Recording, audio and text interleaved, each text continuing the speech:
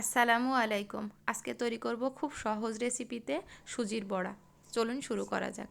এর জন্য আমি প্রথমেই 2টা ডিম ভেঙে নিয়েছি। দিয়ে দিচ্ছি হাফ কাপ চিনি, সামান্য পরিমাণে লবণ এবং সামান্য পরিমাণে এলাচ গুঁড়ো দিয়ে খুব ভালো করে এটাকে ফেটিয়ে নিচ্ছি। খুব ভালো করে ফেটিয়ে নেওয়ার পরে দিয়ে দিচ্ছি 1 কাপ সুজি, সামান্য পরিমাণে বেকিং পাউডার এবং 1 টেবিল চামচ গুঁড়ো দুধ। এখানে আমি আরও হাফ কাপ সুজি দিয়ে দিচ্ছি। ডিমের সাইজ অনুযায়ী সুজি লাগবে। আমার এখানে 2 কাপ সুজি লাগছে। এই যে এই পর্যায়ে আসলে তখন আমি এটাকে রেস্টে রেখে দিব 10 মিনিটের জন্য। 10 মিনিট পরে এটাকে ভেজে নিতে হবে। 10 মিনিটের মধ্যে এটা সেট হয়ে যাবে খুব সুন্দরভাবে। এখন আমি চুলায় একটা প্যান বসিয়ে তাতে পরিমাণ মতো তেল দিয়ে খুব হালকা আছে এটাকে ভেজে নিতে হবে। খুব বেশি আছে এটাকে ভাজা যাবে না, যেহেতু এটা সুজির তৈরি পিঠা, তাই এটা খুব বেশি আছে ভাজতে গেলে পুড়ে যাবে, ভিতরটা কাঁচা থেকে যাবে।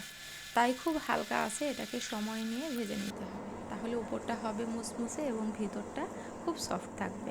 এভাবে আমি সবগুলো পিঠা খুব সুন্দরভাবে এপাশ ওপাশ করে ব্রাউন কালার করে ভেজে নিচ্ছি। সবগুলো পিঠা আমার ভেজে নেওয়া শেষ। এবার আমি পরিবেশন করে নিচ্ছি। এই যে দেখুন কি সুন্দর পিঠাগুলো তৈরি হয়ে গেছে। ভিতরটা অনেক সফট এবং উপরটা মুসমুসে। আপনারা চাইলে এটাকে সংরক্ষণ করে খেতে পারেন অনেক দিন ধরে। একটা এয়ারটাইট বক্সে রেখে দিলে অনেক দিন ধরে এটা ভালো থাকে। চাইলে আপনারা বাসায় ট্রাই করতে পারেন। ভালো লাগলে লাইক, কমেন্ট, শেয়ার করতে পারেন। আসসালামু আলাইকুম।